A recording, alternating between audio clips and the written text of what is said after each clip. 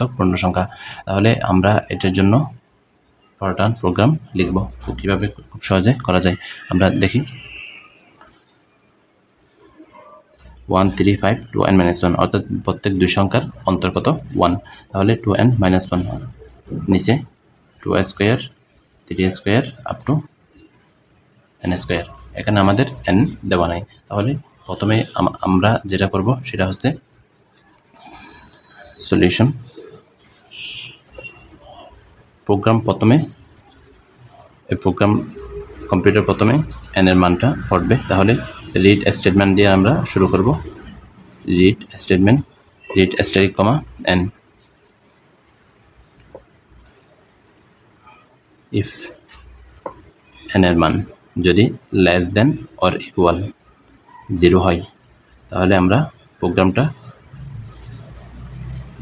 হয়তো n এর মান ছোট হবে অথবা n এর মান সমান হবে। এখানে আমরা যা দিব আর কি n এর মান, তাহলে প্রোগ্রামটা আমাদের স্টপ, শেষ। আর যদি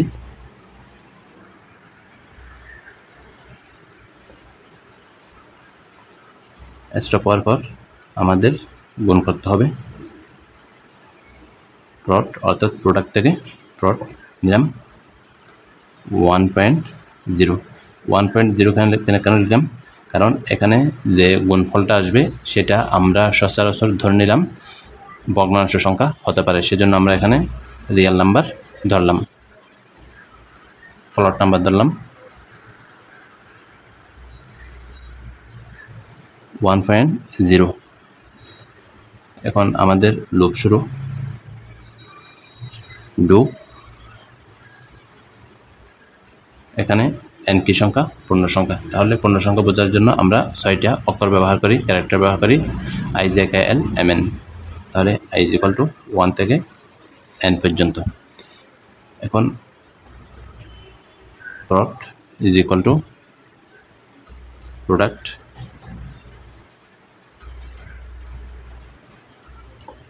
এটা কি?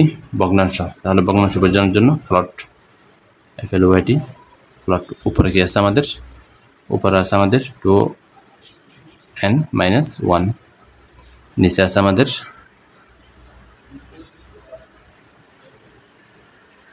ফ্লট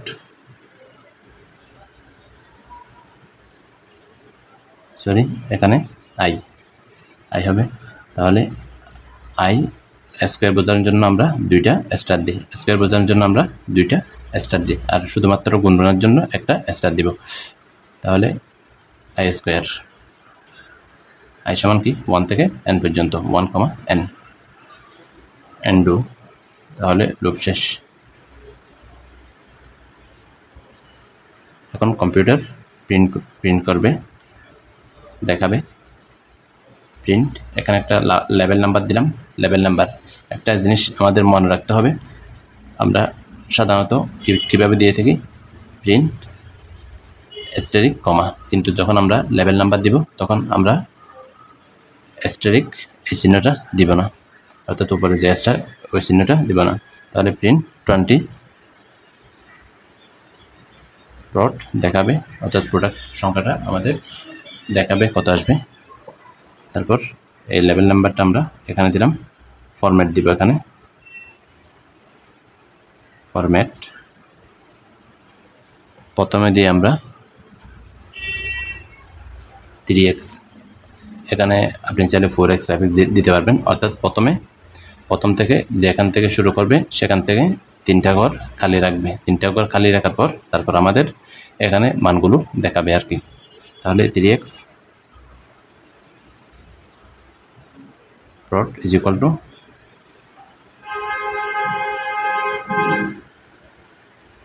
আমাদের 5 দশমিক স্থান পর্যন্ত নির্ণয় করতে হবে। দশমিকের পর কত ঘর? 5 ঘর। তাহলে দশমিক দিলাম, 5 ঘর দিলাম। এখন তার আগে আমরা কত দিব? আমরা এখানে n এর মানটা জানি না, আমরা এখানে n এর মানটা ধরব। কত ধরতে পারি? লাখের ঘরে ধরতে পারি সর্বোচ্চ। তাহলে এখানে 12 দিলাম। তাহলে এখানে 12 এখানে দিলাম যেন আমাদের কি হয়? 5 12, তাহলে 7। তাহলে 7 অঙ্ক বিশিষ্ট একটা সংখ্যা নিয়ে আমরা 1 2 3 4 5 6 7 এক একক দশক শতক হাজার অযুত লক্ষ নিযুত, অর্থাৎ আমরা লাখের ঘরে ধরলাম। সেজন্য আমরা এখানে কত দিলাম? 12.5। অর্থাৎ এই সংখ্যাটা আপনি এমনভাবে বসাবেন যেন এই দুইটা বিয়োগ করলে আমাদের অর্থাৎ দশমিকের আগে একটা নির্দিষ্ট একটা যেন সংখ্যা থাকে, সেটা যেন একটু বড় টাইপের হয়, কারণ আমরা এখানে n এর মানটা জানি না। আমরা প্রোগ্রাম স্টপ করব এবং শেষ করব। এখানে আরেকটা জিনিস বলে রাখি, যদি আপনাদের কিনা আসে, ধরুন অনেক সময় লোড ইন মারে সফটওয়্যার, অর্থাৎ সচরাচর মাঝে মধ্যে এরকম হয়, তখন আমরা এখানে একটা শব্দ বসাতে পারি পজ, PAUSE। এটা যদি বসাই তাহলে আমাদের প্রোগ্রামটা এক্সিকিউট করবে, রান করবে আর কি। তাহলে এ পর্যন্ত প্রোগ্রামটা আমরা যদি দেখি, প্রথমে আমাদের কোনটা পড়বে? n এর মান পড়বে,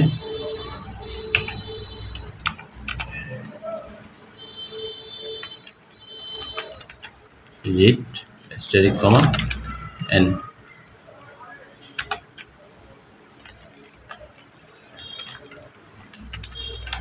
less than or equal 0, stop,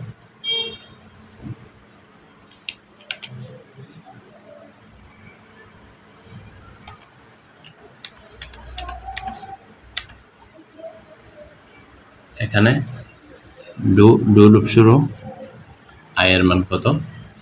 1 থেকে n পর্যন্ত।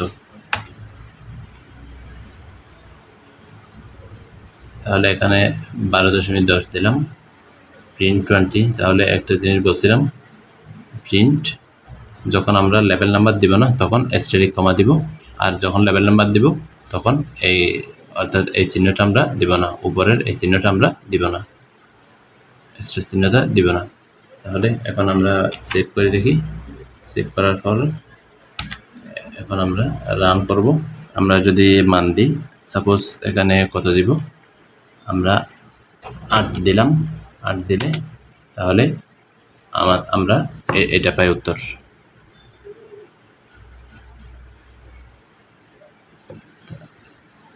এখানে দশমিকের পর আমি কত ঘর দিছি?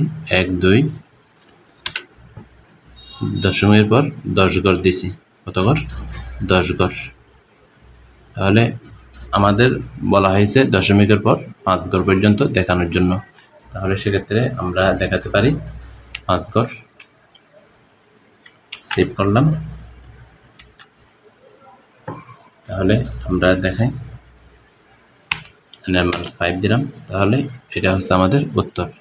এখানে আমরা যদি n এর মান 2 দিই, তাহলে এটা হচ্ছে আমরা পাই।